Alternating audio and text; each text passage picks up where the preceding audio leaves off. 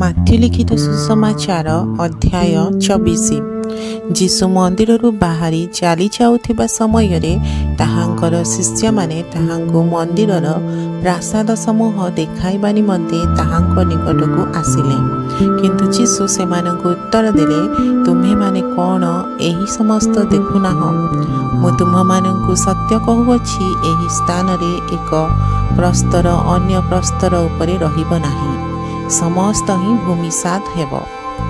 ପରେ ସେ ଜିଦ ପର୍ବତ ଉପରେ ବସନ୍ତେ ଶିଷ୍ୟମାନେ ତାହାଙ୍କ ଛାମୁକୁ ଗୋପନରେ ଆସି ପଚାରିଲେ, ଏସବୁ କେବେ ଘଟିବ?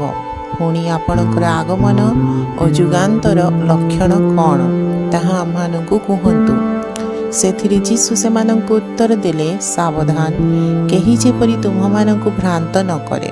କାରଣ ଅନେକ ମୋ ନାମରେ ଆସି ମୁଁ ଖ୍ରୀଷ୍ଟ ବୋଲି କହି ଅନେକଙ୍କୁ ଭ୍ରାନ୍ତ କରିବେ। ଆଉ ତୁମ୍ଭେମାନେ ଯୁଦ୍ଧର ବିଷୟ ଓ ସଂଗ୍ରାମର ଜନରବ ଶୁଣିବ। ସାବଧାନ, ବ୍ୟାକୁଳ ହୁଅ ନାହିଁ, କାରଣ ଏହି ସମସ୍ତ ଅବଶ୍ୟ ଘଟିବ, କିନ୍ତୁ ସେହି କାଳ ଯୁଗାନ୍ତ ନୁହେଁ। କାରଣ ଜାତି ବିପକ୍ଷରେ ଜାତି ଓ ରାଜ୍ୟ ବିପକ୍ଷରେ ରାଜ୍ୟ ଉଠିବ, ପୁଣି ସ୍ଥାନେ ସ୍ଥାନେ ଦୁର୍ଭିକ୍ଷ ଓ ଭୂମିକମ୍ପ ହେବ। କିନ୍ତୁ ଏହି ସମସ୍ତ ପ୍ରସବ ବେଦନାର ଆରମ୍ଭ ମାତ୍ର। ସେହି ସମୟରେ ଲୋକେ ତୁମ୍ଭମାନଙ୍କୁ କ୍ଲେଶ ଭୋଗ କରିବା ନିମନ୍ତେ ସମର୍ପଣ କରିବେ ଓ ତୁମ୍ଭମାନଙ୍କୁ ବଧ କରିବେ। ଆଉ ମୋହର ନାମ ସକାଶେ ତୁମେମାନେ ସମସ୍ତ ଜାତିଙ୍କ ଦ୍ୱାରା ଘୃଣିତ ହେବ। ସେତେବେଳେ ଅନେକ ବିଘ୍ନ ପାଇବେ, ପୁଣି ପରସ୍ପରକୁ ଧରାଇ ଦେବେ ଓ ପରସ୍ପରକୁ ଘୃଣା କରିବେ। ଆଉ ଅନେକ ଭଣ୍ଡ ଭାବବାଦୀ ଉଠି ଅନେକଙ୍କୁ ଭ୍ରାନ୍ତ କରିବେ। ପୁଣି ଅଧର୍ମ ବୃଦ୍ଧି ପାଇବାରୁ ଅଧିକାଂଶ ଲୋକଙ୍କର ପ୍ରେମ ଶୀତଳ ହୋଇଯିବ। ମାତ୍ର ଯେ ଶେଷ ପର୍ଯ୍ୟନ୍ତ ଧୈର୍ଯ୍ୟ ଧରି ରହିବ, ସେ ପରିତ୍ରାଣ ପାଇବ।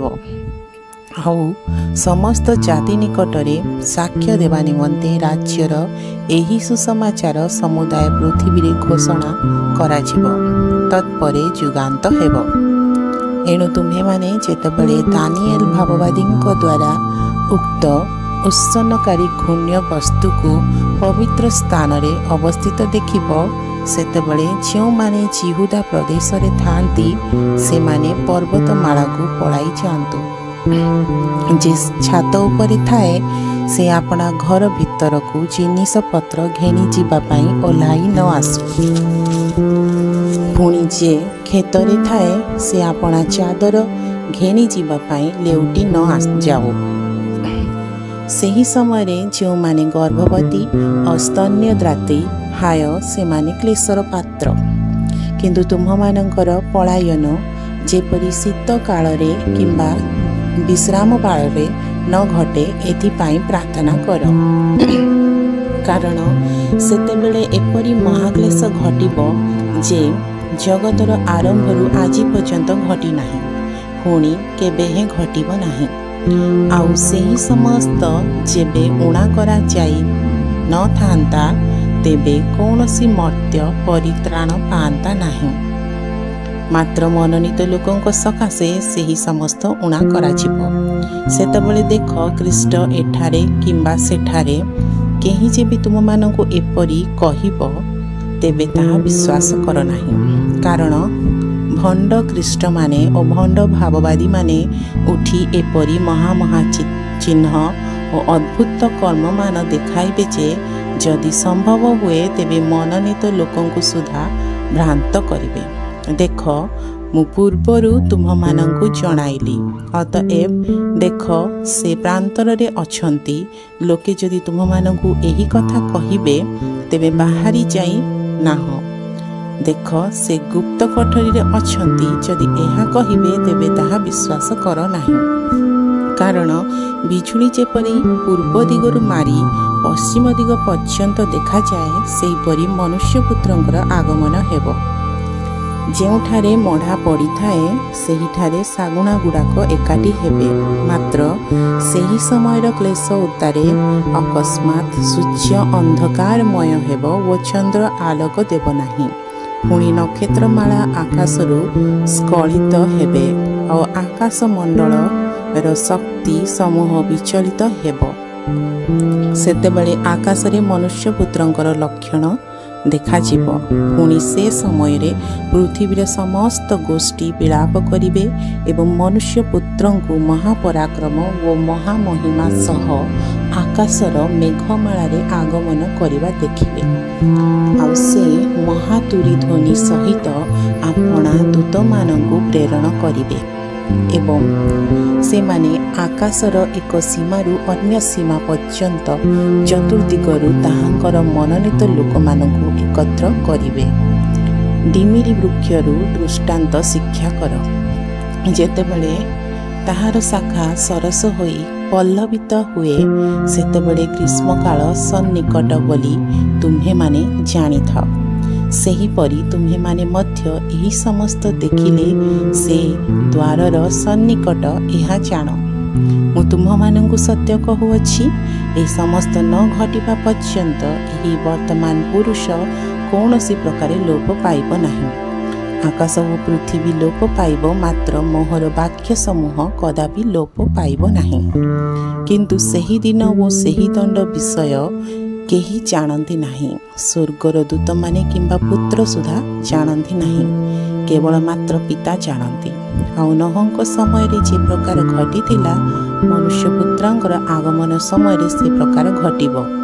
कारण जल प्लावनर पूर्ववर्ती समय रे जहाज रे नोहंकर प्रवेश करिबा दिन पर्यंत लोके जेपरि भोजन पान एवं विवाह करिबा और विवाह देवारे प्रवृत्त थिले, पुणी जल प्लावन आसी समस्त को भसाई न नेबा पर्यंत जेपरि जानी नथिले मनुष्य पुत्रंकर आगमन मध्य सेही प्रकारे हेबो। सेतेबेले दुई जन क्षेत्रे थिबे, जनकु ग्रहण कराजिबो और अन्य जनकु परित्याग कराजिबो। दुई जन स्त्री चकी पेसुथिले, जनकु ग्रहण कराजिबो और अन्य जनकु परित्याग कराजिबो। अतएव जाग्रत थाओ, कारण तुम्हमानंक प्रभु केउ दिन आसीबे ताहा तुम्हे माने जान नाही। किंतु एहा जानी थाओ केउ पहररे चोर आसीबो एहा गृहकर्ता जेबे जानते ताहेले से जाग्रत थाई अपना गृहरे सिद्धि काटिबाकू दियंते नाही। एणु तुम्हे माने मध्य प्रस्तुत होइथाओ, कारण जेउ दंडरे तुम्हे माने मने करू नथिबो सेही दंडरे मनुष्यपुत्र आसीबे। तेबे प्रभु आपणा परिजन मानंकु यथा समय रे पड़ी देबा निमंते जहाकू सेमानंक उपरे नियुक्त कले, एपरि विश्वस्त ओ बुद्धिमान दास किए? प्रभु आसी आपणार जेउ दासकू से प्रकार करिथिबा देखिबे से धन्य। मु तुममानंकु सत्य कहुअछि से ताहाकू आपणार सर्वस्व उपरे नियुक्त करिवे। किंतु जदि सेही दुष्ट दास मोर प्रभुंक आसीबार विलंब अछि बोली मने मने कही आपणा सहदास मानंकु प्रहार करिबाकू लागे आ मदुआ मानंक सहित भोजन पान करे, ताहा हेले जेउ दिन से अपेक्षा करू नथिबो और जेउ दंडरे से जानी नथिबो सेही दिन ओ सेही दंडरे ताहांकर प्रभु आसीबे।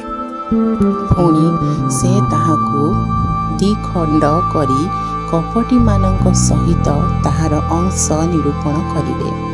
सेठारे रोदन और दंतर किरिमिरी हेब। प्रभु ए वाक्य रे आपण मानंकु आशीर्वाद करंतु।